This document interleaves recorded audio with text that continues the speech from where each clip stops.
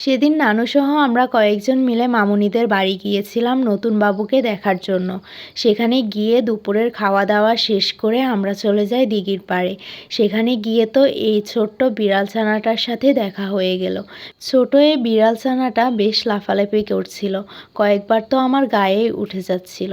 আসসালামু আলাইকুম, welcome back to my new video.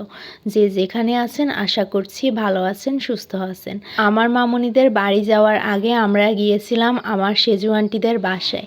গিয়ে আমরা সবাই পুরোই হতভম্ব হয়ে গেছি, কারণ তারা বাসায় ছিল না। এদিকে আমার আর নানুর তো প্রচণ্ড মাথা ঘুরাচ্ছিল, তাই আমরা তাড়াতাড়ি করে আন্টিদের জন্য যা কিছু নিয়েছিলাম সব কিছু বাসার এক আন্টিদের কাছে রেখে গিয়েছিলাম। তারপরে আমরা আবারও এখন রওনা দিয়ে দেব। তার আগে একটু হেঁটে নিই, মাথাটা প্রচণ্ড ঘুরাচ্ছিল এই সময়ে, আমার বমি বমি ভাব হচ্ছিল, তাও নিজেকে অনেক করে কন্ট্রোল করেছিলাম।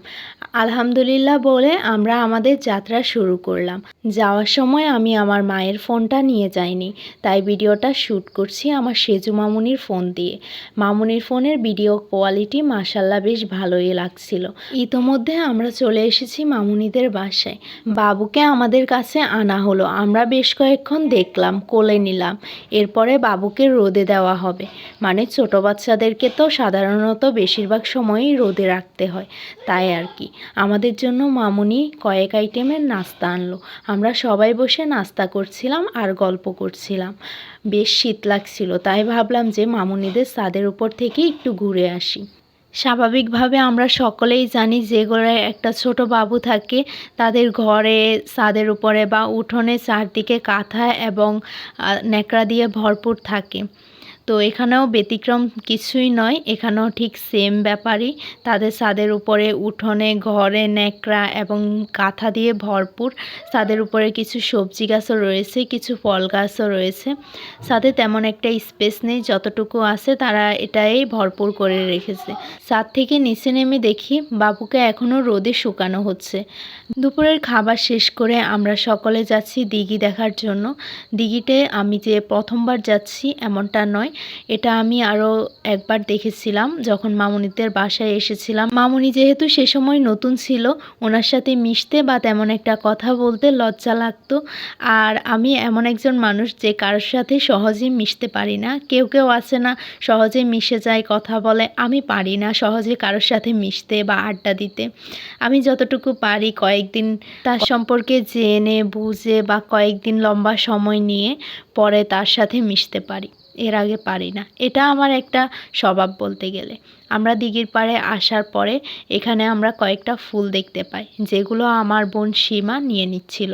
আর এখানে একটা বাড়ি ছিল যেটা মামুনির মায়ের পরিচিত, মানে আমার নানুর পরিচিত। আমরা এখানে কিছুক্ষণ বসেছিলাম বেশ কিছুক্ষণ। পরে ভাবলাম যে আমরা কি এখানে বসে থাকার জন্য এসেছি নাকি, আমরা তো কিছুক্ষণ চারপাশ ঘুরে ঘুরে দেখব। এখানে আসার পর আমার মনটা বেশ ভালোই হয়ে গিয়েছিল। এখানে চারপাশে তেমন কেউই ছিল না, একটা ঘাটলা ছিল আর পুকুরে বড় বড় মাছ ভাসতেছিল। সব মিলে জায়গাটা আমার কাছে মোটামুটি ভালোই লেগেছে। আপনাদের কাছে কেমন লেগেছে কমেন্ট করে আপনাদের মূল্যবান মন্তব্যটি জানাতে পারেন। আচ্ছা, আমার ভিডিওগুলো কি এতটাই খারাপ হয়? আপনারা কয়েকজন যে বাস্তবে এসে আমাকে নিয়ে হাসাহাসি করেন বা এটা ওটা বলেন, আমার কাছে কিন্তু খারাপই লাগে আপনাদের কথাগুলা। আমি কষ্ট করে ভিডিও বানাই, আপনাদের ইচ্ছা হলে দেখবেন আর ইচ্ছা না হলে দেখবেন না। আমার কাছে এটা বেশ ভালোই লাগে, মানে আনন্দদায়ক একটা কাজ মনে হয় আমার কাছে, সেজন্যই আমি ভিডিওগুলো বানাই। এখান থেকে টাকা আয় করার বা এরকম কোনো চিন্তা আমার মোটেও নেই। তো যাই হোক, যাদের কাছে ভালো লাগে তারাই আমার ভিডিওগুলো দেখিয়েন, আর যাদের কাছে ভালো লাগে না তারা আনসাবস্ক্রাইব করে দিতে পারেন বা আমার ভিডিওগুলো থেকে দূরে দূরেই থাকতে পারেন। ওই যে ভিডিওর শুরুতে বললাম একটা বিড়াল ছানা আমরা দেখতে পাই দিঘির পাড়ে এসে, ও কিন্তু বেশ দুষ্ট। আমি চারপাশ ঘুরছিলাম আর আমার বোন চারপাশ দিয়ে ফুল কুড়িয়ে নিচ্ছিল আর আমাকে দেখাচ্ছিল।